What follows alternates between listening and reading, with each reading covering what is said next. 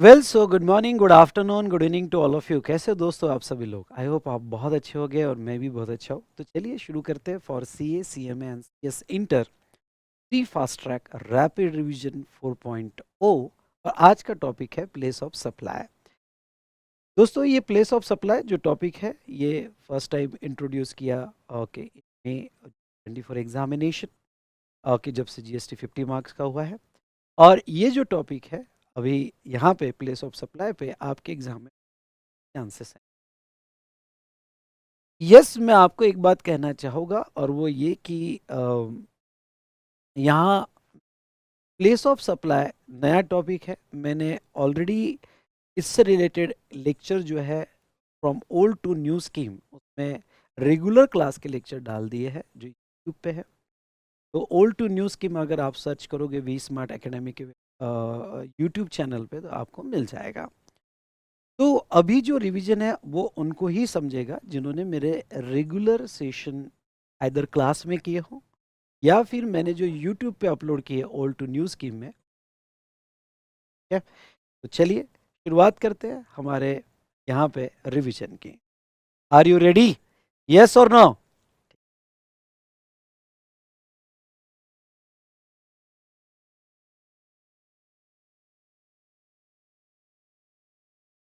आते बेटा, यहाँ पे place of supply under IGST act आपको जो अप्लीकेबल सेक्शन है वो है सेक्शन 7,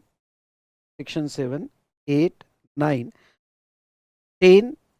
ओके, सेक्शन 10 के बाद में यहाँ पे और section 12 time of supply of sorry place of supply of goods और place of supply of services. Section 12 ये आपको अच्छे से पढ़ के जाना है। अब मैं आपको इतना ही कहूँगा कि आपको मोर एम्फोसाइज करना है सेक्शन 10 पे और 12 पे। पहले तो सिंपल सेक्शन है सेक्शन 7, 8 और 9। अब यहाँ आपको एक बात बता दूं, सेक्शन 7 में ये बताया गया है कि जब भी जीएसटी लॉ आप पढ़ोगे तो कब कहा जाएगा इंटरस्टेट सप्लाई। सेक्शन 8 ये कहता है कि कब कहा जाएगा इंट्रास्टेट सप्लाई, जिसके ऊपर आप क्या लगाओगे, सीजीएसटी और एसजीएसटी लगाओगे। सेक्शन 7 जो कहता है कि इंटरस्टेट सप्लाई, इंटरस्टेट सप्लाई आपको जब भी फिक्स करना है तो आपको कॉमन सेंस के बेसिस पे फिक्स नहीं करना है। ओके, कि कहीं लगा दिया अपना कॉमन सेंस, बिल कहाँ का है, जयपुर का, तो लगा दिया ये इंटरस्टेट है, नहीं। अब आप मैच्योर्ड रहना और आपको जो इंटरस्टेट फिक्स करना है वो location of supplier and place of supply इसके बेस पे फिक्स करना है। और आपका प्लेस ऑफ सप्लाई कैसे फिक्स होगा? गुड्स का होगा तो सेक्शन 10 के हिसाब से जो क्राइटेरिया उन्होंने प्लेस ऑफ सप्लाई का दिया है वो क्राइटेरिया पे आपको प्लेस ऑफ सप्लाई फिक्स करना होगा। और अगर वो प्लेस ऑफ सप्लाई जो स्टेट में लोकेशन पे आता है उसके बेस पे डिसाइड करना पड़ेगा कि वो इंटरस्टेट है या इंट्रास्टेट है। ओके, सर्विसेज हो गए तो सेक्शन 12 ओके आपका प्लेस ऑफ सप्लाई होगा। पर यहाँ पे मैं आपको जस्ट इतना कह दूं कि एक और सेक्शन है सेक्शन 13। ओके, सेक्शन 13 इंटर के सिलेबस में नहीं पर फाइनल के सिलेबस में आपको सेक्शन 13 भी मिलेगा, 14 भी मिलेगा, 16 भी मिलेगा, वो हम फाइनल में देखेंगे।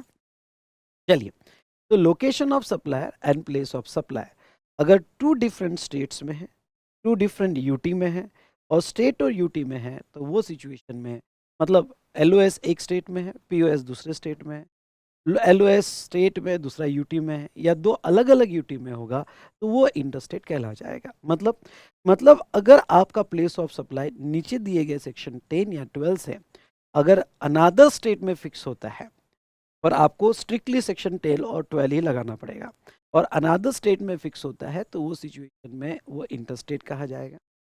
ठीक है, तो ये तो था for supply of goods. Supply of service के लिए भी उनका सेम क्राइटेरिया है। ओके, सप्लाई ऑफ सर्विस के लिए भी एलओएस और पीओएस। लेकिन सर्विस का पीओएस जो आप फिक्स करोगे, ओके सर्विस का पीओएस आप जो है यहाँ पे सेक्शन 12 से फिक्स करोगे और सेक्शन 12 अप्लाई करने के बाद जो प्लेस ऑफ सप्लाई है अगर वो दूसरे स्टेट में, अदर यूटी में और या एक स्टेट में एक यूटी में फिक्स होता है तो वो केस में इंटरस्टेट बोला जाएगा। एक और ये कि अगर आपका सप्लायर इंडिया में है और place of supply outside India है मतलब एक्सपोर्ट, तो उसे भी इंटरस्टेट कहते हैं। सप्लाई टू और बाय एसईजेड उसे भी इंटरस्टेट कहते हैं। तो ये तीसरा वाला क्राइटेरिया कोई इतना इंपॉर्टेंट नहीं है आपके लिए, बस इतना याद रखना कि एक्सपोर्ट करते हो तब भी वो इंटरस्टेट कहलाया जाता है और एसईजेड को सप्लाई करते हो या बाय एसईजेड होगा तो वो इंटरस्टेट कहलाया जाता है। इंट्रास्टेट कब कहा जाएगा? अगेन बेसिक क्राइटेरिया वही है, एलओएस, लोकेशन ऑफ सप्लायर और place of supply same state में या यूटी में होगे तो वो इंट्रास्टेट कहा जाएगा। या सर्विस भी होगी तो location of supplier and place of supply अगर सेम स्टेट और यूटी में होगा तो वो इंट्रास्टेट कहलाया जाएगा। ये सेक्शन 8 कहता है। इसमें कोई ऐसा ओके यहाँ पे पढ़ने में टफ क्लॉजेस तो नहीं है, इजी है। ओके, आप रीड करके भी डिसाइड कर सकते हो। सेक्शन एक 9 है, सप्लाई इन टेरिटोरियल वाटर। बहुत सी बार क्या होता है कि लोकेशन ऑफ सप्लायर तो पता है और वो है महाराष्ट्र, आपको लिखना है तो लिख सकते हो, लोकेशन ऑफ सप्लायर महाराष्ट्र, लेकिन उन्होंने टेरिटोरियल वाटर में सप्लाई किया हुआ है। तो टेरिटोरियल वाटर में सप्लाई किया है तो इसका प्लेस ऑफ सप्लाई क्या, इसका पीओएस क्या? तो इसका पीओएस वो कहते हैं कि अगर आपका सप्लाई टेरिटोरियल वाटर में है तो उसका प्लेस ऑफ सप्लाई जो माना जाएगा वो नियरेस्ट कोस्टल बेस लाइन, यानी आपका जो नियरेस्ट कोस्टल बेस लाइन होगा वो उसका प्लेस ऑफ सप्लाई माना जाएगा। ओके, तो अगर उसका nearest coastal base line Goa होगा तो गोवा, महाराष्ट्र होगा तो महाराष्ट्र, गुजरात होगा तो गुजरात। दूसरा एग्जाम्पल ऐसा लेते हैं, कभी कभी अब समझ लो यहाँ से ये जो है ऑयल सप्लाई हो रहा है या पेट्रोल सप्लाई हो रहा है, लोकेशन ऑफ सप्लायर पता है, sorry, location of supply territorial water पे है। Okay, location of supply territorial water में, लेकिन प्लेस ऑफ सप्लाई पता है, प्लेस ऑफ सप्लाई समझ लो गोवा है, लेकिन लोकेशन ऑफ सप्लाई जब टेरिटोरियल वाटर में है तो उसका प्लेस क्या होगा, तो इसका पीओएस क्या होगा, तो इसका पीओएस भी नियरेस्ट कोस्टल लाइन के बेस पर फिक्स होगा। मतलब हो सकता है कि आपका प्लेस ऑफ सप्लाई या लोकेशन ऑफ सप्लायर दोनों में से कोई भी अगर टेरिटोरियल वाटर में हो तो उसका नियरेस्ट कोस्टल बेस लाइन जो होगा वो उसका स्टेट प्लेस ऑफ सप्लाई माना जाएगा। तो ये nearest point of appropriate base line located, तो वो आपको प्लेस ऑफ सप्लाई माना जाएगा। चलिए, तो बाकी सेक्शन 9 में नहीं है। अब हमें देखना है सेक्शन 10 और हमें देखना है सेक्शन 12। तो चलिए सेक्शन 10 और 12 अच्छे से पढ़ते हैं। ओके, और यही आपको एग्जाम में अच्छे से करके जाना है, साथ साथ में आपको क्वेश्चन भी साथ साथ में कर लेना है। चलो,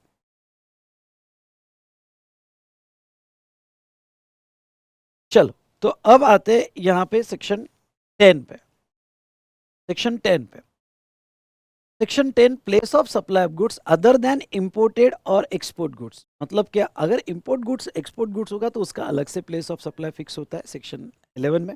ओके, सेक्शन 10 क्या कहता है यहाँ पे थोड़ा समझ लो। सेक्शन 10 अभी जो है टोटल कितनी सिचुएशन कवर कर रहा है, ए, बी, सी, सी ए। ओके, सी ए ये अभी ऐड किया है, यहाँ पे सी ए उन्होंने अभी ऐड किया है। Okay, C A, D and E, ठीक है। अब वो क्या कह रहे हैं देखो, पहला, व्हेन सप्लाई ऑफ गुड्स, हम गुड्स का प्लेस ऑफ सप्लाई फिक्स कर रहे हैं, बहुत ईजी है, बहुत ईजी है, आपको फ्रैंकली स्पीकिंग बहुत ईजी है। ओके, यहाँ पे एग्जाम्पल के साथ केस स्टडी दिया है, ये तो आप भी पढ़ सकते हो, मैं तो जैसे आपको एक्सप्लेन कर देता हूँ। यहाँ पे कि अगर गुड्स में मूवमेंट होगी और गुड्स में मूवमेंट सप्लायर ने किया होगा, रिसिपिएंट ने किया होगा या किसी ने भी पर्सन किया होगा, जरूरी नहीं कि सप्लायर ही मूवमेंट करे, रिसिपिएंट मूवमेंट कर रहा है या एनी अदर पर्सन यहाँ पे मूवमेंट कर रहा है, एनी अदर पर्सन मूवमेंट कर रहा है, तो वो सिचुएशन में अगर गुड्स में मूवमेंट होगी तो वो सिचुएशन में यहाँ पे location of goods, when the movement of goods terminate for delivery to the recipient, हाँ, जहां गुड्स की मूवमेंट टर्मिनेट होगी फॉर डिलीवरी वो उसका प्लेस ऑफ सप्लाई माना जाएगा। आई रिपीट, वो उसका प्लेस ऑफ सप्लाई माना जाएगा। समझ लो आपका गुड्स यहाँ से गुजरात जा रहा है, तो गुड्स की मूवमेंट कहाँ टर्मिनेट हो रही है, गुजरात, तो प्लेस ऑफ सप्लाई गुजरात माना जाएगा।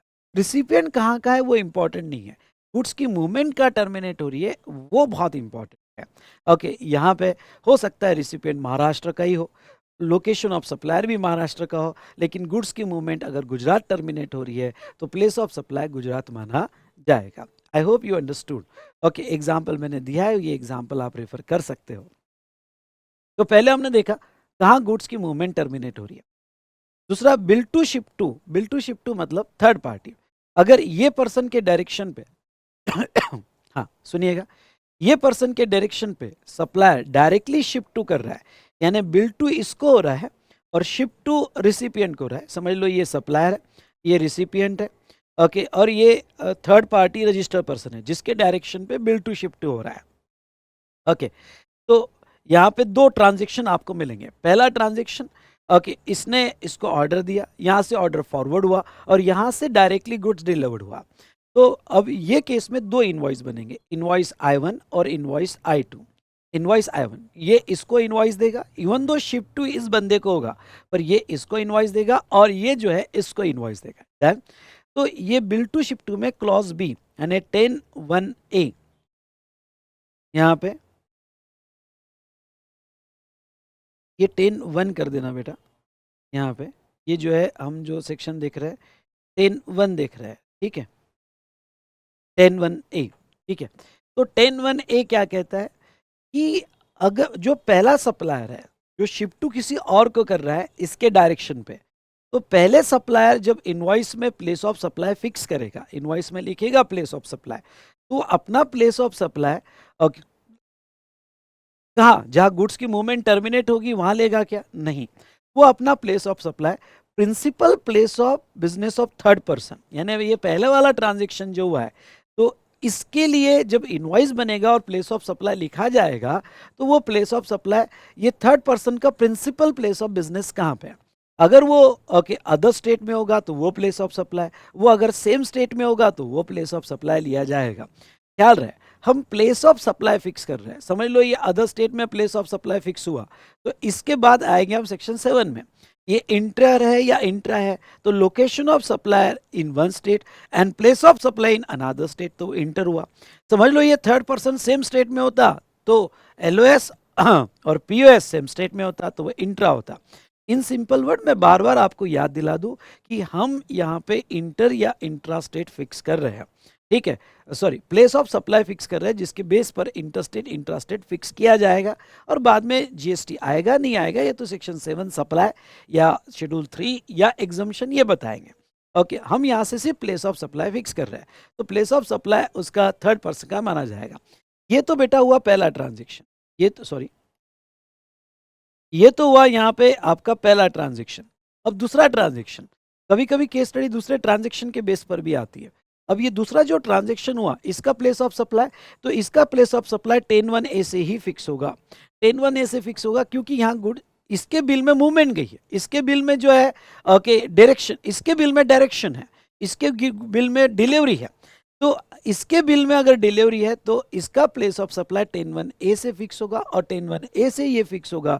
क्या फिक्स होगा बेटा? तो 10(1)(a से बेटा ये जो है ओके जहाँ गुड्स की मूवमेंट टर्मिनेट हुई, अगर वो अदर स्टेट में टर्मिनेट हुई तो वो प्लेस ऑफ सप्लाई, अगर वो सेम स्टेट में टर्मिनेट हुई तो वो प्लेस ऑफ सप्लाई, और अकॉर्डिंगली आपको इंटरस्टेट इंट्रास्टेट फिक्स करना पड़ेगा। आई होप आपको ये समझ में आया होगा। तो ये था regarding to bill to shift to model के केस में।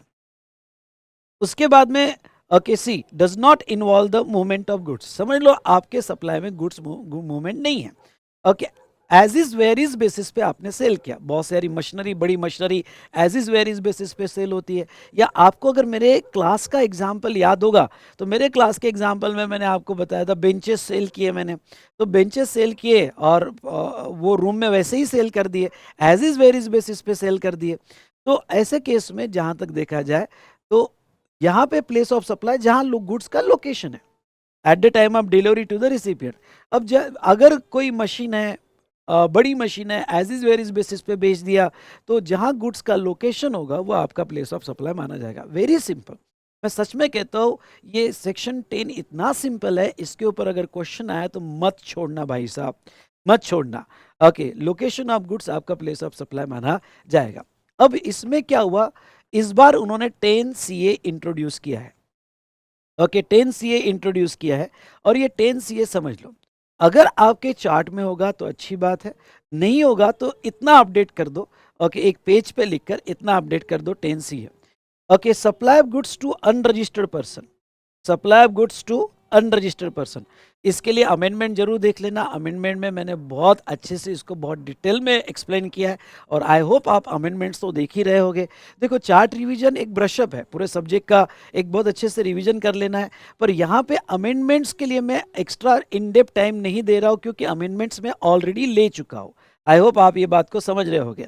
तो अगर supply of goods to unregistered person होगा और ये ओवरराइडिंग इफेक्ट है 10(1)(a) टू सी में, मतलब क्या, अगर आपने सप्लाई अनरजिस्टर्ड को दिया तो आप ए, बी और सी तीनों भी नहीं लगाओगे। आई रिपीट, अगर आपने सप्लाई अनरजिस्टर्ड को किया तो आप ए, बी और सी तीनों भी अप्लाई नहीं करोगे। इसका मतलब मैसेज ये आ रहा है कि ए, बी और सी ये रजिस्टर्ड के लिए है। अगर आपने सप्लाई अनरजिस्टर्ड को किया तो आप 10(1)(ca) के हिसाब से ही उसका प्लेस ऑफ सप्लाई फिक्स करोगे। जनरली ये ओवर द काउंटर जो सेल होती है, समझ लो मेरी स्टेशनरी शॉप है या रिलायंस फ्रेश है या यहाँ पे समझ लो वॉलमार्ट है और कस्टमर आ रहा है, कस्टमर कोई भी स्टेट का हो, सुनिएगा, कस्टमर कोई भी स्टेट से आया हो, मुंबई के ओके यहाँ पे वॉलमार्ट में समझ लो, या फिर वो है ना एक मॉल आइकिया वगैरह, उसमें समझ लो अगर आप जाते हो, आप ओके गुजरात के रहने वाले हो, आप महाराष्ट्र के रहने वाले हो या दिल्ली के रहने वाले हो, ओवर द काउंटर सेल हो रहा है और अनरजिस्टर्ड को सेल हो रहा है, सुनिएगा, अनरजिस्टर्ड को सेल हो रहा है। तो ये सिचुएशन में ओके इन्होंने नया क्लॉज ये इंट्रोड्यूस किया और अनरजिस्टर्ड के केस में आप ए, बी, सी तीनों भी अप्लाई नहीं करोगे। ओके अनरजिस्टर्ड के केस में वो क्या कहते हैं, वो कहते हैं सप्लायर या रिसिपिएंट किसी को भी यहाँ पे मतलब दो ही पार्टी होगी, location as per the address of the unregistered person recorded in invoice, otherwise location of supplier. बहुत ही सिंपल वे में समझ लो, मेरे ओवर द काउंटर में सेल कर रहा हूँ, कस्टमर मेरे पास आया, अनरजिस्टर्ड बंदा है, ओके उसने कोई स्टेशनरी मेरे शॉप से खरीदी, मैं बिल बना रहा हूँ और बिल में पूछूंगा हाँ क्या भाई कहाँ का रहने वाले हो, अगर उसने मेरे को बता दिया कि भाई मैं तो गुजरात का हूँ तो मैं बिल में स्टेट लिख रहा हूँ। अगर मैंने बिल में उसका एड्रेस लिखा स्पेशली स्टेट, ओके बाकी एड्रेस नहीं भी लिखा तो चलेगा, स्पेशली स्टेट, अगर बिल में मैंने उसका एड्रेस लिखा और स्टेट लिखा तो फिर प्लेस ऑफ सप्लाई वो स्टेट माना जाएगा। ओके अगर अनरजिस्टर को मैंने सेल किया और समझ लो मैंने उसका एड्रेस लिखना भूल गया, गवर्नमेंट फोर्स नहीं कर रही है कि आप एड्रेस ही लिखो, लेकिन अगर मैं एड्रेस करना लिखना भूल गया तो वो सिचुएशन में यहाँ पे जो है ओके क्या तो लोकेशन ऑफ सप्लायर लिया जाएगा। लेकिन अगर आप रूल 46 पढ़ते हो इनवॉइस चैप्टर में, कंटेंट ऑफ द इनवॉइस, उसमें दिया है कि अगर बिल 50,000 के ऊपर है तो रिसिपिएंट का एड्रेस होना जरूरी है, स्पेशली अनरजिस्टर्ड के केस में। तो ऐसे केस में अब थोड़ा अगर मैं लिंक कर दूं तो 50,000 के ऊपर होगा तो आप उसका एड्रेस दोगे, स्पेशली स्टेट तो दोगे ही, तो वो सिचुएशन में प्लेस ऑफ सप्लाई उस स्टेट के बेस पर फिक्स होगा। अगर उसका एड्रेस आप नहीं दे रहे हो तो फिर जहां का सप्लायर है, सप्लायर समझ लो महाराष्ट्र से बेच रहा है तो महाराष्ट्र उसका प्लेस ऑफ सप्लाई माना जाएगा। तो ये अच्छे से पढ़ के लेना। और मैं आपको कह दूं कि अगर आपके इसमें नहीं है तो इतना स्क्रीनशॉट ले लो, ओके ये सी वाला स्क्रीनशॉट ले लो और फिर ये आप अटैच करके वहाँ अभी के अभी ऐड कर देना। वैसे तो अमेंडमेंट्स आपने देखी होगी, चलिए स्क्रीनशॉट ले लो उसका, ठीक है, और ये अभी क्लास होते ही आपने अटैच कर देना है।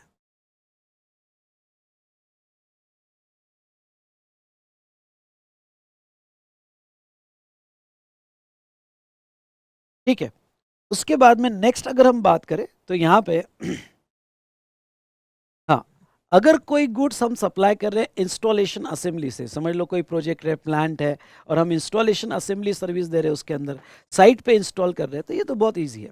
अगर आप इंस्टॉलेशन और असेंबली से गुड्स एट साइट ओके यहाँ पे सप्लाई कर रहे हो तो place where installation is done वो आपका प्लेस ऑफ सप्लाई माना जाएगा। और last okay goods are supplied on board a conveyance, goods are supplied on board a conveyance including vessel, on vessel और एयरक्राफ्ट और ट्रेन और मोटर व्हीकल। मतलब क्या, कन्वेंस पे अगर कोई गुड्स आपको बेचा जा रहा है, जैसे ट्रेन में बेचा जा रहा है, एयरक्राफ्ट में बेचा जा रहा है, शिप में बेचा जा रहा है, तो जो गुड्स जैसे आप एयरक्राफ्ट में बैठते हो, एरोस्टेस आती है, आपने कोई प्रोडक्ट डिमांड किया कि भाई आपने कैटलॉग देखा, एक पावर बैंक दिखी तो आपने कहा वो पावर बैंक आपको खरीदनी है, या ट्रेन में जा रहे हो, ट्रेन में बेचने वाले गुड्स बेच रहे हैं, तो उनका प्लेस ऑफ सप्लाई कहाँ फिक्स होगा?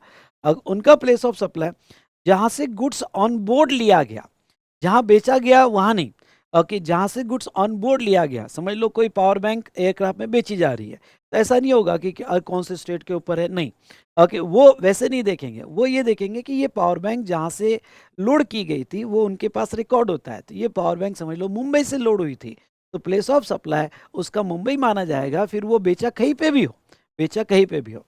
तो ये था रिगार्डिंग टू गुड्स का प्लेस ऑफ सप्लाई कैसे आपको फिक्स करना है, या कहीं भी कन्वेंस में अगर गुड्स बेचा गया तो जहाँ से लोड किया गया वो आपको प्लेस ऑफ सप्लाई फिक्स करना है। और उसके ये तो था बेटा section 10(1), 10(1)A, 10(1)B, 10(1)C, 10(1)CA, D and E, इतने क्लॉजेज हमने देखे। अगर आपका प्लेस ऑफ सप्लाई ये अबो दिए गए प्रिंसिपल से फिक्स नहीं होता है तो वो सिचुएशन में 10(2) लगता है, जो कहता है कि हम रूल्स प्रोवाइड करेंगे, लेकिन 10(2) में अभी फिलहाल कोई भी रूल्स नहीं दिया गया है। तो इस तरह से हमने ओके गुड्स के प्लेस ऑफ सप्लाई कैसे फिक्स होते हैं वो मैंने आपको यहाँ, ओके गुड्स के प्लेस ऑफ सप्लाई कैसे फिक्स होते हैं वो हमने यहाँ पे देखा है। डन, यस और नो, वेरी इजी। ओके यहाँ पे जरूर इसके क्वेश्चन है, इसके क्वेश्चंस भी जरूर देखना तो आपको इजी हो जाएगा। डन, चलिए, सॉरी बेटा, चलो यहाँ पे ये देख लेते हैं। तो section 12(1) place of supply, section 12(1) वहाँ प्लेस ऑफ सप्लाई सर्विस के लिए फिक्स करता है जहाँ दोनों parties supplier and recipient India में होना जरूरी है। अब देखो मैंने ये टेबल जो बनाया है और अरेंज जो किया है, ये टेबल में सेक्शन 12 के सेक्शन यहाँ पे जो लिए वो मैंने ऐसे सीक्वेंस में नहीं लिए हैं, मैंने अपने हिसाब से अरेंज किए जिसके बेस पर एक मेमोरी टेक्निक मैं बना रहा हूँ। और ये टेबल अगर आप पढ़ लो तो ये केस में आपको आसान हो जाएगा, इसके प्लेस ऑफ सप्लाई को याद रखना आसान हो जाएगा। तो कोशिश करता हूँ यहाँ पे, और इसको आसान करते हैं कि इतने सारे पैरामीटर्स कैसे याद रखे जाए। अगर आप रेगुलर बुक से सेक्शन 12 देखते हो, सुनिएगा मेरी बात, रेगुलर बुक से सेक्शन 12 अगर देखते हो तो रेगुलर बुक में सेक्शन 12 में एक चीज आपने देखी है, वो ये देखी होगी कि कोई सबसेक्शन में, सुनिए, कोई सबसेक्शन में उन्होंने B2B B2C दिया हुआ है, कोई सबसेक्शन में डायरेक्ट प्लेस ऑफ सप्लाई दिया हुआ है। ओके तो वो केस में थोड़ा कंफ्यूजन हो जाता है। जैसे अगर आप सेक्शन 12(2) पढ़ते हो, 5 पढ़ते हो, देखो वहाँ पे ओपन करो रेगुलर बुक, सेक्शन 2 पढ़ते हो, 5 क्या पढ़ते हो, 7 पढ़ते हो, 8 पढ़ते हो, 9 पढ़ते हो या 13 पढ़ते हो, तो इन सब सेक्शन में उन्होंने ओके ट्रांजेक्शन को डिवाइड किया है B2B और B2C में। और बाकी सब सेक्शन पढ़ते हो जैसे 12(3) पढ़ते हो, 12(4), 12(6), 12(10), 12(11) या 12(12) और 12(14) ये पढ़ते हो, तो वो केस में उन्होंने कोई डिवाइडेशन नहीं किया, डायरेक्ट प्लेस ऑफ सप्लाई दिए हुए हैं।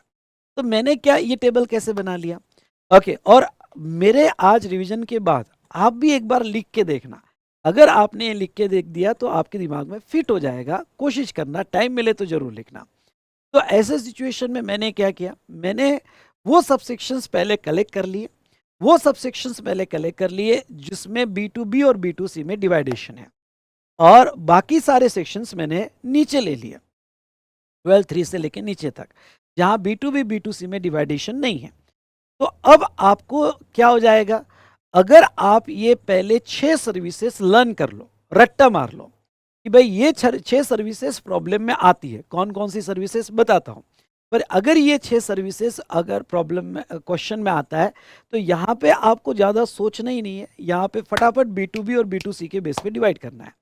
B2B के केस में मतलब सप्लाई टू रजिस्टर्ड पर्सन और सप्लाई टू अनरजिस्टर्ड पर्सन, ध्यान सुनिएगा, supply to registered person and supply to unregistered person. Okay बस आपको 2 में डिवाइड करना है, और उसमें भी अगर ये 6 केसेस में रजिस्टर्ड पर्सन को होगा तो वो बिल्कुल एक लाइन में खत्म कर लेना है। क्या लाइन में खत्म करना है, location of such registered person, that's all, location of such registered person. समझ लो प्रॉब्लम आता है आपको पैसेंजर ट्रांसपोर्ट सर्विस का, अब पहले 6 आपको लर्न है, उसमें आपको समझ गया पैसेंजर ट्रांसपोर्ट सर्विस है, तो पैसेंजर ट्रांसपोर्ट सर्विस है तो आपके दिमाग में क्लिक हो जाना चाहिए B2B B2C रहेगा, और पैसेंजर ट्रांसपोर्ट सर्विस में अगर रजिस्टर्ड को दिया तो location of such registered person place of supply fix होगा। ओके तो all 6 cases if supply to registered person तो location of registered person is fix. हाँ अनरजिस्टर्ड के केस में आपको याद रखना है और उसके अलग अलग पैरामीटर्स आपको याद रखने हैं।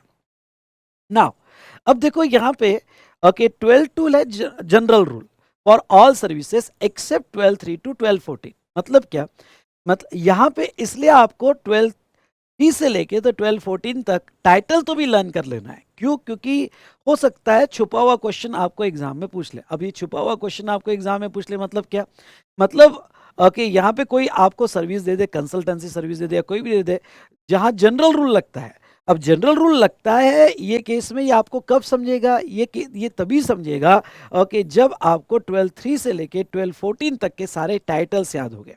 इसलिए थोड़ा लर्निंग पार्ट इसमें ज़्यादा है। तो सारे अगर टाइटल्स आपको याद हो गए तो ये समझना आसान हो जाएगा कि इसको जनरल रूल से फिक्स करना पड़ेगा। तो जनरली आपका प्लेस ऑफ सप्लाई, अगर आपकी सर्विस नीचे दिए गए टाइटल्स में नहीं आती है, तो जनरली आपका प्लेस ऑफ सप्लाई ओके कैसे फिक्स होगा? तो जनरली ऑल सर्विसेज के लिए, very important, very important, generally all services के लिए आपका प्लेस ऑफ सप्लाई अगर रजिस्टर्ड को दिया तो location of such registered person रहेगा, और अगर आपने अनरजिस्टर्ड को दिया तो address in the record exist, मतलब जिसको दिया उसका एड्रेस आपके रिकॉर्ड में होगा, तो लोकेशन ऑफ रिसिपिएंट आपका प्लेस ऑफ सप्लाई रहेगा। फिर आप ओके बिल में पीओएस जो लिखोगे वो लोकेशन ऑफ रिसिपिएंट के बेस पे लिखो, और उसका एड्रेस आपके पास नहीं है, okay address does not exist, तो ओके लोकेशन ऑफ सप्लाई, फिर लोकेशन ऑफ सप्लायर आप लोगे अगर उसका एड्रेस आपके रिकॉर्ड में नहीं है। ओके तो जनरली आपको सारे सर्विस का प्लेस ऑफ सप्लाई B2B होता है तो ऐसा, और B2C होता है तो ऐसा फिक्स करना है। लेकिन कुछ सेक्टर में गवर्नमेंट ने अलग से थोड़े फिक्स किए हैं, और पहला training and performance appraisal service, मतलब कोचिंग सर्विस है, ट्रेनिंग सर्विस है, एजुकेशन सर्विस है, जो भी है, वो टैक्सेबल हो एग्जाम्प्ट हो वो बात की बात है, वो तो एग्जाम्पशन चैप्टर में कवर है, वो सप्लाई में शेड्यूल 3 में कवर है। हम बात टैक्सेबल एग्जाम्पशन की नहीं कर रहे हैं, हमारा स्कोप प्लेस ऑफ सप्लाई में limited to fixing of place of supply. Okay तो अगर training and performance appraisal service होगा, ट्रांजेक्शन B2B होगा, तो location of such registered person लिया जाएगा, और ट्रांजेक्शन B2C होगा तो प्लेस ऑफ परफॉर्मेंस लिया जाएगा, जहां सर्विस परफॉर्म होगी।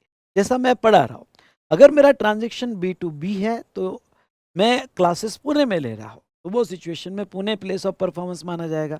और मेरा ट्रांजेक्शन B2C है, सुनिएगा, सॉरी गलती होगी, B2B होगा, तो फिर B2B होगा यानी कोई कंपनी की ट्रेनिंग ले रहा हो उसमें एजुकेशन दे रहा हो।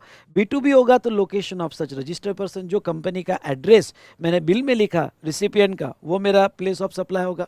और अगर ट्रांजेक्शन B2C होगा तो जहां मैं सर्विस परफॉर्म कर रहा हूं वो लिया जाएगा। अगर मैं ओके कल जाके क्लासेस गोवा में लूँ और गोवा में ओपन एरिया में बीच पे ले रहा हूँ, तो मेरा प्लेस ऑफ सप्लाई गोवा बीच माना जाएगा अगर ट्रांजेक्शन B2C होगा।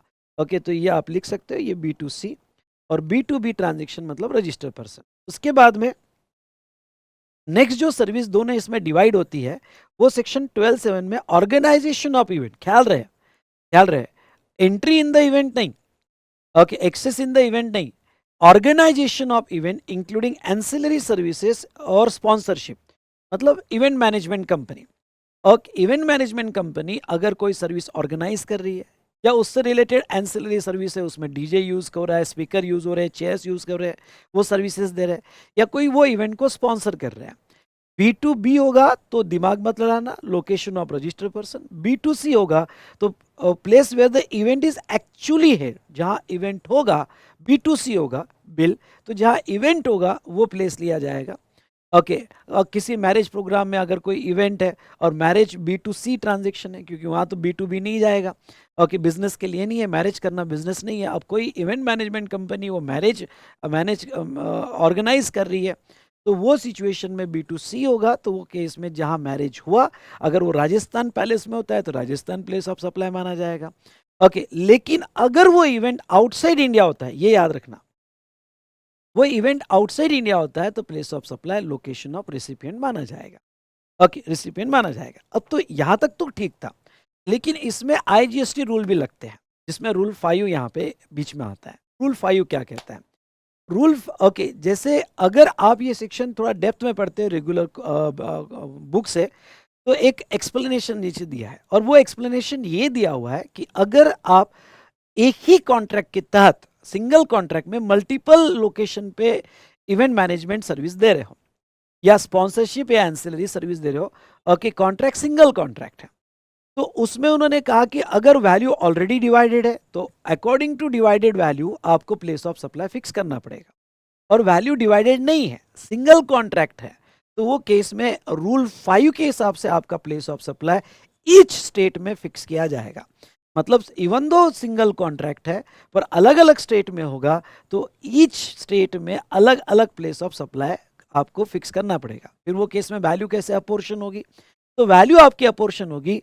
और फॉर ऑर्गेनाइजेशन ऑफ इवेंट के लिए उन्होंने कहा generally accepted accounting principle, gap मतलब जनरली एक्सेप्टेड अकाउंटिंग के प्रिंसिपल पर आपको वैल्यू बाइफरगेट करनी पड़ेगी। अब जनरली एक्सेप्टेड अकाउंटिंग प्रिंसिपल यानी क्या, तो जनरली एक्सेप्टेड अकाउंटिंग प्रिंसिपल अगर हम यहाँ पे देखें तो मतलब क्या, तो कितने आपको टाइम स्पेंड हुआ, कितने लेबर लगे, कितने आवर्स लगे, ये सारे फैक्टर्स को ध्यान में रखते हुए आप वैल्यू अपोर्शन करोगे और आपका प्लेस ऑफ सप्लाई अलग अलग स्टेट में आप फिक्स करोगे। तो ये था rule 5। Okay, read with section 12(7). उसके बाद में सेक्शन 12(8) एक ऐसा है जो B2B और B2C में डिवाइड होता है। तो B2 तो ये 6 लर्न कर लेना भाई साहब, ये बिल्कुल लर्न कर लेना 6।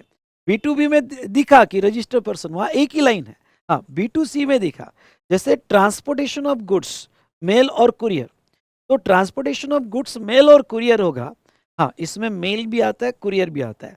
तो place where goods are handed over to their transportation, समझ लो। ओके, मैं पुणे से ट्रांसपोर्ट करना चाहता हूँ जम्मू एंड कश्मीर, तो मैंने गुड्स यहाँ से हैंड ओवर किया। अगर मैंने गुड्स यहाँ से हैंड ओवर किया तो उसका प्लेस ऑफ सप्लाई कहाँ फिक्स होगा, जहाँ आपने गुड्स हैंड ओवर किया। समझ लो कोई स्टूडेंट है, उसको बुक डिस्पैच करो, ट्रांसपोर्टर को दिया, तो ट्रांसपोर्टर को दिया, फिर वो ट्रांसपोर्टर बाय एयर हो, बाय रोड हो, बाय ट्रेन हो, ओके, बाय कुरियर हो, बाय मेल हो। ओके, मतलब मैंने कुरियर वालों को दिया, ट्रांसपोर्टर को दिया, तो वो जो मैंने उसका बिल मिलता है कुरियर वालों से, ट्रांसपोर्टर वालों से। तो बिल कुरियर वाला या ट्रांसपोर्टर वाला पीओएस क्या फिक्स किया, तो पीओएस जहाँ से उसको गुड्स हैंड ओवर हुआ, तो मैंने गुड्स हैंड ओवर किया पुणे से, तो पीओएस कहाँ फिक्स होगा, पुणे में फिक्स होगा। ओके, तो ये बड़ा इंपॉर्टेंट पार्ट है, ये हमने यहाँ पे ले लिया। लेकिन बेटा यहाँ पे एक पहले एक्सेप्शन था जो अभी रिमूव कर दिया है। If transportation is outside India the place destination of such goods. हाँ, पहले ऐसा था कि अगर यहाँ से गुड्स नेपाल जा रहा है, यहाँ से गुड्स भूटान जा रहा है, जो आउटसाइड इंडिया जा रहा है, तो वो केस में जहाँ गुड्स का डेस्टिनेशन होगा वो प्लेस ऑफ सप्लाई पहले होता था, पर उन्होंने अमेंडमेंट कर दिया और ये लाइन डिलीट कर दी। अमेंडमेंट करके ये लाइन डिलीट कर दी, मतलब क्या, मतलब ये हुआ कि अब अगर आपका ट्रांसपोर्टेशन इंडिया के बाहर भी जा रहा होगा, सुनिए, अगर आपका ट्रांसपोर्टेशन इंडिया के बाहर जा रहा है और सप्लायर रिसिपिएंट दोनों पार्टी इंडिया में है, तो वो जहाँ से गुड्स हैंड ओवर किया, समझ लो मैं पुणे से नेपाल भेज रहा हूँ, तो इवन अब होता है ना, नेपाल में हमारा ही कोर्स चलता है, सीए कोर्स, सीएमए कोर्स हमारा ही चलता है। तो ऐसे केस में अगर मैं यहाँ से नेपाल भेज रहा हूँ, तो मैंने यहाँ हैंड ओवर किया, पहले उसका डेस्टिनेशन नेपाल होता था, लेकिन अब उसका डेस्टिनेशन नेपाल नहीं होगा, अब कहाँ हैंड ओवर हुआ, पुणे में हैंड ओवर हुआ, तो उसका प्लेस ऑफ सप्लाई पुणे माना जाएगा। आई होप आपको ये पार्ट समझा होगा। और एक सर्विस है जो B2B B2C में डिवाइड होती है, और वो होती है सेक्शन 12(9) में पैसेंजर ट्रांसपोर्ट सर्विस। अब पैसेंजर ट्रांसपोर्ट सर्विस जो B2B B2C में डिवाइड हो रही है बेटा, यहाँ पे थोड़ा इसको समझ लो। पैसेंजर ट्रांसपोर्ट सर्विस जो डिवाइड हो रही है, पैसे आपको, अगर आपने मेरा क्लास किया होगा तो आपको याद आना चाहिए, बसेस थे, कैब थी, एक पिक्टोरियल प्रेजेंटेशन हमने लिया था, या एग्जाम्शन का चार्ट देखो, एग्जाम्शन में बसेस ओके वगैरह, passenger transport service, meter cab, वो टैक्सेबल है, एग्जम्प्ट है, वो मामला हमारा नहीं है इन दिस चैप्टर। इसमें सिर्फ हमें फिक्स करना है प्लेस ऑफ सप्लाई क्या है। हाँ, फिर वो प्लेस ऑफ सप्लाई से ओके ये फिक्स होगा कि वो इंट्रा है या इंटर है। ओके, इससे ये फिक्स होगा कि उसके ऊपर टैक्स आएगा या नहीं आएगा। ओके, टैक्स आएगा या नहीं आएगा, वो बात की बात है। Place of supply passenger transport service होगी, मे बी बाय रोड होगा, मे बी बाय एयर होगा, मे बी बाय रेलवे होगा, ओके, मे बी रोपवे होगा, wherever you provide the passenger transport service, the place where person embark on the conveyance, जहाँ से वो passenger बैठेगा convince में। समझ लो मैं ट्रेन से जा रहा हूँ, एसी क्लास में जा रहा हूँ, तो ट्रेन से जा रहा हूँ, मैं एम्बार्किंग कर रहा हूँ पुणे से, तो प्लेस ऑफ सप्लाई पुणे माना जाएगा। अगर मैं बाय एयर जा रहा हूँ, इंडिगो के फ्लाइट से जा रहा हूँ और एम्बार्किंग कर रहा हूँ मैं ओके मुंबई से, तो प्लेस ऑफ सप्लाई मुंबई माना जाएगा। ओके, अगर मैं रिटर्न आ रहा हूँ और रिटर्न में मेरा एम्बार्किंग कहाँ हो रहा है, तो मेरा रिटर्न में एम्बार्किंग हो रहा है समझ लो दिल्ली से, तो प्लेस ऑफ सप्लाई दिल्ली माना जाएगा। जहाँ से पैसेंजर बैठेगा फॉर कंटिन्यूअस जर्नी, वो प्लेस ऑफ सप्लाई माना जाएगा। इसका ये एक्सेप्शन याद रखना, इसका एक एक्सेप्शन है। और वो एक्सेप्शन क्या है? Right to passage for future और embarkation not known and embarkation not known. समझ लो आपको बहुत सी बार मेट्रो कार्ड मिलता है आपको, जैसे नोएडा टू दिल्ली, ओके, अब जो भी है नोएडा दिल्ली में जो मेट्रो है, मेट्रो कार्ड या वंदे भारत एक्सप्रेस जो है उसका आपको कार्ड मिला, पास मिली, ओके। या कभी कभी क्या होता है राइट टू पैसेज, अभी परसों ही मेरे को एक मेल था इंडिगो का कि आप जो है ट्रेन जर्नी की टिकट एडवांस में अभी बुक कर लो, तो आपको इंडिया में 10 जगह कहीं पे भी आपकी टिकट जो जाना आना होगा, अगर आप इतना पे कर देते हो तो आपको इसमें, ओके, कहीं पे भी जर्नी ट्रेन ट्रेन टिकट्स में आपको मिल जाएगी। सबके रेट नहीं लगेंगे आपको, ये ट्रेन टिकट्स अभी इतना लमसम पे कर देते हो तो राइट टू पैसेज मिल जाएगा और 1 साल में आप कहीं पे भी जा सकते हो। तो ऐसे राइट टू पैसेज मिलते हैं, और कहाँ से मैं बैठूंगा ये मुझे नहीं पता। अब मुझे 10 टिकट मिल गई, मैं कैसे बैठूं पूरे इंडिया में? ओके, मुझे नहीं पता।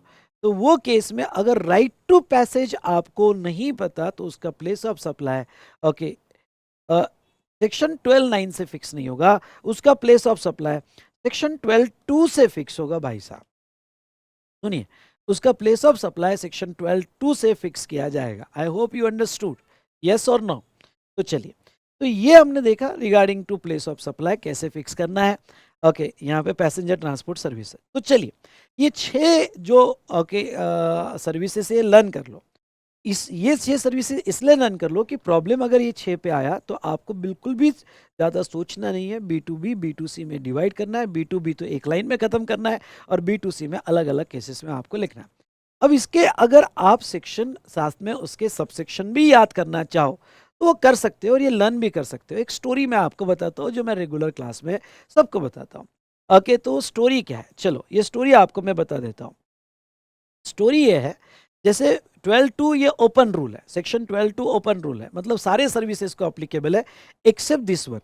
इसलिए एक ओके 12(2) 2, तो 2 में एक छोटा बच्चा 2 साल का बिंदास है, ओपन रहता है, ओके, बिंदास है, ना कपड़े पहनने का उसको ओके चैन, ना यहाँ पे कि डांटने का डर वर, ओके, घूम रहा है, सब लोग उसे प्यार कर रहे हैं, ऑल यानी सब लोग उसे प्यार कर रहे हैं। 2 साल का बच्चा है। अब वो 2 साल का बच्चा जब 5 साल का होता है तो स्कूल जाता है। अब तो अर्ली जाता है पर 5 साल ले लेता है। 5 साल का स्कूल जाता है, training and performance appraisal service.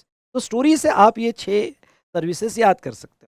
तो वो स्कूल जाता है, ओके, फिर जब वो 7 साल का होता है तो अपने आप को ऑर्गेनाइज करना सीखता है, कपड़े पहनना सीखता है, ओके, अब टिप टॉप रहना सीखता है।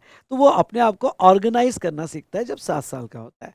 अभी जो 8 साल का होता है तो उसको साइकिल चाहिए, 8वें साल में साइकिल चाहिए, ओके, तो साइकिल तो ट्रांसपोर्टेशन ऑफ गुड्स। तो ट्रांसपोर्टेशन ऑफ गुड्स ऐसे याद रखेंगे कि वो साइकिल खरीद रहा है। जब 9 साल का होता है तो पीछे किसी को बैठाता है, एडवांस जमाना है। हमारे टाइम तो 15-18 साल के बाद बैठा देते हम, लेकिन अब 9 साल में ही लोग बैठा लेते हैं पैसेंजर ट्रांसपोर्ट सर्विस। और 13 साल का है तो उसका इंश्योरेंस हम निकाल लेते हैं। तो इन शॉर्ट आप 13, अगर इंश्योरेंस सर्विस देखें तो B2B होगा, तो एक लाइन में खत्म हो जाएगा, और B2C होगा तो location of recipient of service in the records of insurance company.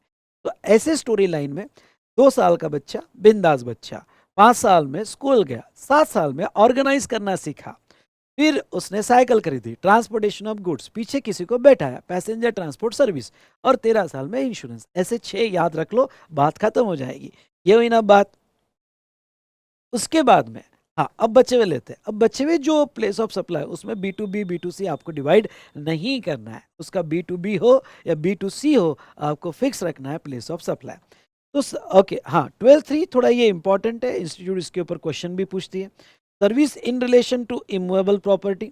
Okay, अगर आप थोड़ा डेप्थ में पढ़ोगे, मैंने तो यहाँ समराइज करके लिया है, लेकिन आप बुक से डेप्थ में पढ़ोगे तो service in relation to immovable property में, ओके, कंस्ट्रक्शन हुआ, construction, erection, installation, real estate agent, architect, interior decorator, coordination, बहुत सारी सर्विसेज जो डायरेक्टली इमूवेबल प्रॉपर्टी पे प्लेस होती हैं। तो जो कनेक्टेड है डायरेक्टली इमूवेबल प्रॉपर्टी से रिलेटेड वो सर्विसेज। उसके बाद में होटल इन गेस्ट हाउस में अकोमोडेशन सर्विसेज दी जा रही है।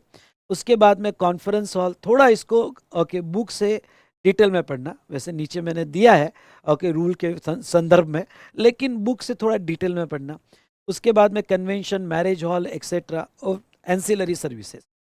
अगर कोई भी सर्विसेज इमूवेबल प्रॉपर्टी की होगी या होटल की सर्विसेज होगी, ओके, या फिर हाँ इंक्लूडिंग यहाँ पे boat camp site, boat boat housing boat वगैरह होगी, वेसल, ओके, हाउस बोट और एनी अदर वेसल और service ancillary to such services, यानी अकोमोडेशन सर्विस बोट में होगी या क्रूज शिप में होगी, वेसल में होगी, तो वो सारे सर्विसेज का प्लेस ऑफ सप्लाई कहाँ फिक्स होगा? जहाँ इमूवेबल प्रॉपर्टी है। समझ लो, लेट्स टेक एग्जांपल, आप construction, erection, installation, renovation, repairs या रियल एस्टेट एजेंट या आर्किटेक्ट, इंटीरियर डेकोरेटर सर्विसेज होगी, या रेंटिंग सर्विस भी होगी, renting of immovable property services होगी। तो जहाँ इमूवेबल प्रॉपर्टी होगी वहाँ प्लेस ऑफ सप्लाई होगा। या फिर होटल, होटल में रूम बुकिंग या कोई कॉन्फ्रेंस, कन्वेंशन हॉल, ओके, या लॉन वगैरह होगा, तो जहां वो होटल है वो उसका प्लेस ऑफ सप्लाई माना जाएगा। इसलिए तो मैंने आपको ये पढ़ाया था कि होटल के केस में आपको कभी आईजीएसटी का बिल नहीं मिल सकता है, क्योंकि लोकेशन ऑफ सप्लायर वही है और प्लेस ऑफ सप्लाई भी वही है। ओके, तो ऑलवेज आपको सीजीएसटी और एसजीएसटी का ही बिल मिलेगा होटल के केस में।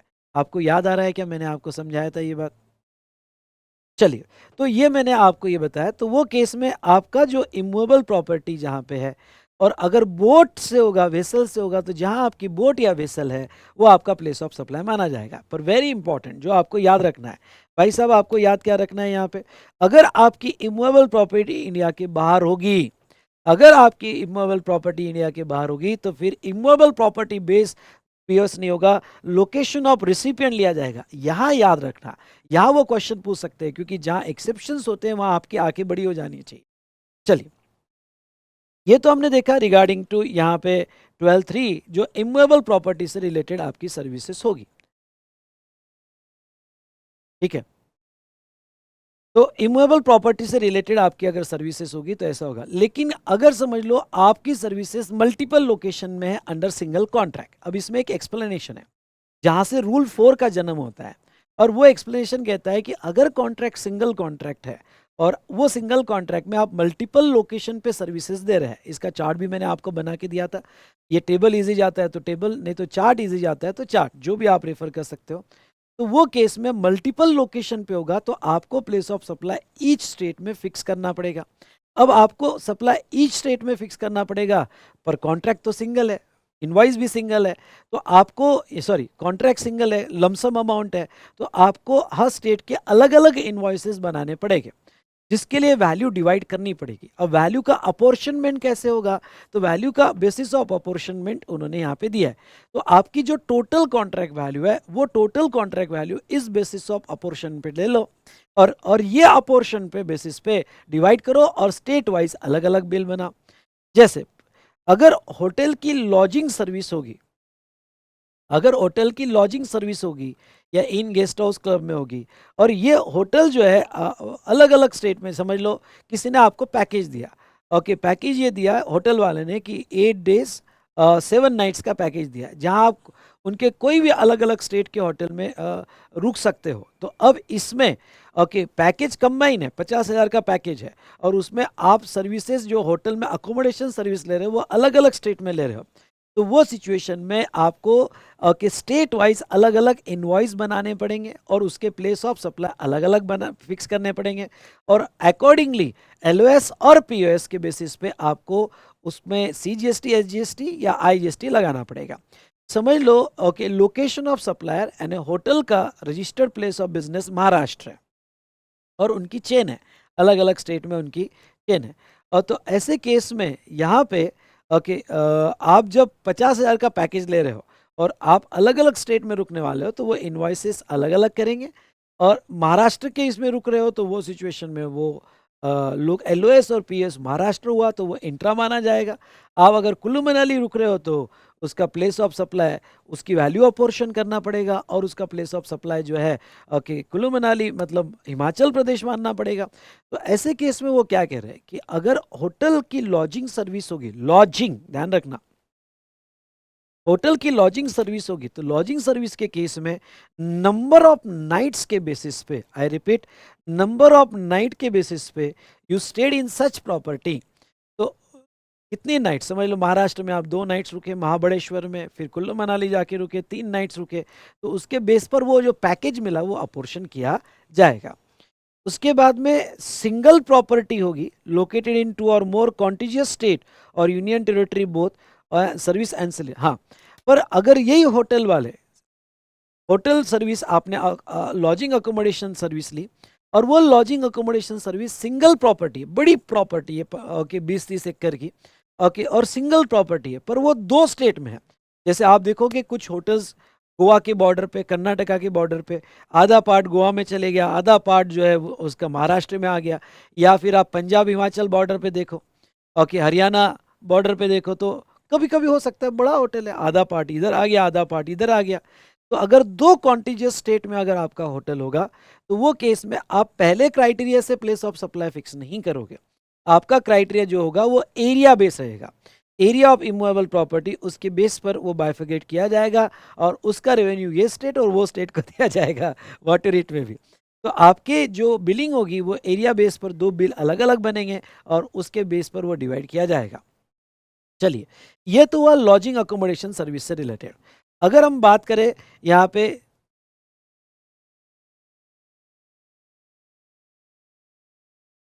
All other service in relation to immovable property including immovable property, बाकी सारी services immovable property area based divide होगी। मतलब बाकी जो भी सेक्शन 12(3) में सर्विसेज बोली है वो इमूवेबल प्रॉपर्टी बेस्ड डिवाइड होगा।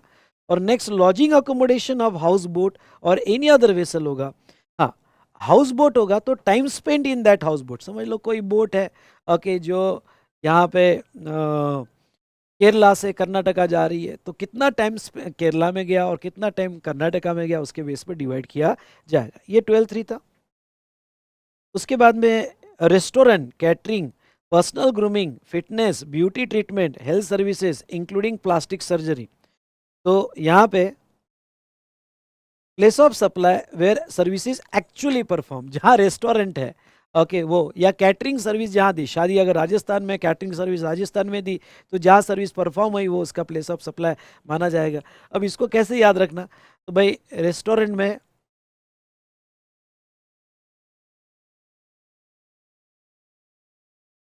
में खाना खाया, कैटरिंग, ओके, मैंने अपने आप को तैयार किया, फिट किया, उसने भी ब्यूटी, वो भी ब्यूटी पार्लर में गई, हाँ ब्यूटी पार्लर में गई,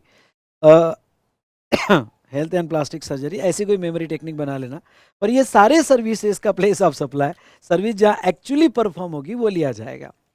एडमिशन टू इवेंट, ख्याल रहे, ऑर्गेनाइजेशन ऑफ इवेंट ऊपर कवर हो जाता है B2B B2C में।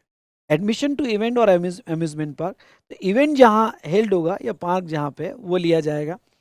Service on board a convince, हाँ देखो हमने सेक्शन 10 में क्या देखा था, सेक्शन 10 में हमने ये देखा था कि गुड्स ऑन बोर्ड सप्लाई किया, तो जहां से गुड्स लोड हुआ वो उसका प्लेस ऑफ सप्लाई। ये सर्विस ऑन बोर्ड सप्लाई हुई, ओके, सर्विस कैटरिंग सर्विस है या जो भी सर्विस आपको प्रोवाइड की ऑन बोर्ड, एंटरटेनमेंट सर्विस है, फ्लाइट में आप मूवी देख रहे हो, ओके, रेलवे में कोई सर्विस प्रोवाइड किया, कैटरिंग सर्विस प्रोवाइड किया, या फिर आप क्रूज शिप में बहुत सारी सर्विसेज आपको प्रोवाइड किया, तो फिर सर्विस होगा तो location of first schedule point of the departure of that conveyance, हाँ यहाँ पे सर्विस होगा तो सर्विस तो लोड नहीं होती है, वो तो इंटेंजिबल होती है, तो उसका जो फर्स्ट डिपार्चर पॉइंट होगा जर्नी में उसका, जैसा ट्रेन, अब समझ लो यहाँ से हावड़ा, पुणे से हावड़ा एक्सप्रेस है, तो पुणे से हावड़ा एक्सप्रेस को 3 दिन लगते हो गए, लेकिन वो जर्नी कंटिन्यूटी थी, और उस कंटिन्यूटी जर्नी में जो उसका फर्स्ट डिपार्चर पॉइंट रहेगा,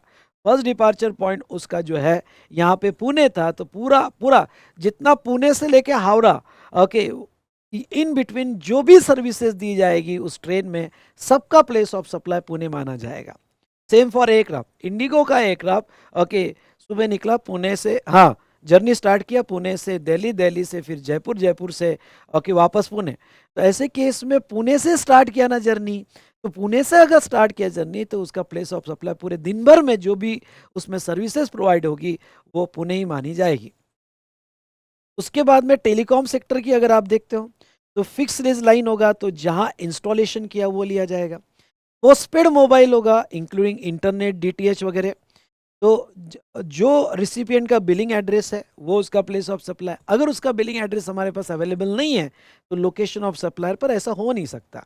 आजकल कोई भी postpaid internet DTH billing address तो नहीं मिलेगा, पर उन्होंने प्रोविजन बनाई है। बिलिंग एड्रेस होगा तो लोकेशन ऑफ रिसिपिएंट।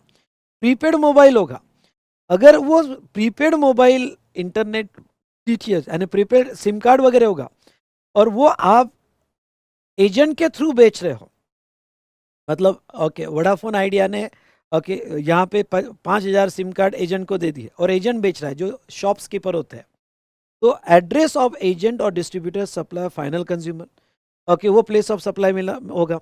और अगर आप डायरेक्ट बेच रहे हो तो लोकेशन ऑफ पेमेंट रिसीव्ड, समझ लो कंपनी के खुद के काउंटर है तो जहां से पैसा मिला वो प्लेस ऑफ सप्लाई होगा। In other cases location if address available otherwise location of supply. और प्रीपेड इलेक्ट्रॉनिक पेमेंट होगा तो लोकेशन ऑफ रिसिपिएंट लिया जाएगा। यहाँ रूल 6 है लीज सर्किट लाइन का, वो इतना इंपॉर्टेंट नहीं, पर एक सर्किट सिंगल पॉइंट समझा जाएगा और उसके बेस पर लीज सर्किट पॉइंट का अपॉर्शनमेंट होगा। उसके बाद में banking and financial sector including stock broking, ये पढ़ के जाना इंपॉर्टेंट है।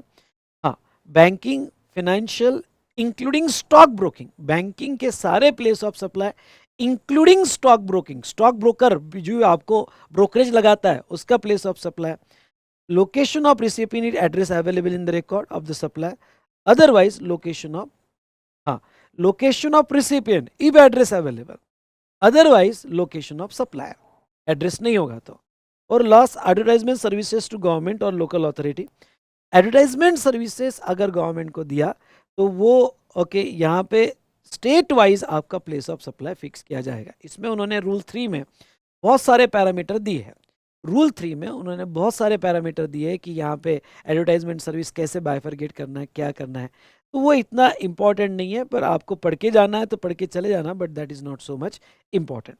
इस तरह से यहाँ हमने ओके सेक्शन 12 का प्लेस ऑफ सप्लाई अलग अलग केस में कैसे फिक्स होता है वो हमने देखा। ठीक है,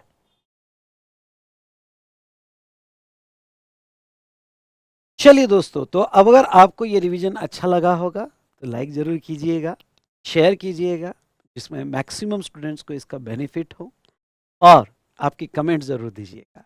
तो यस, ये हमारा आज के सेशन में कंप्लीट हुआ, a place of supply. Done, okay, thank you so much.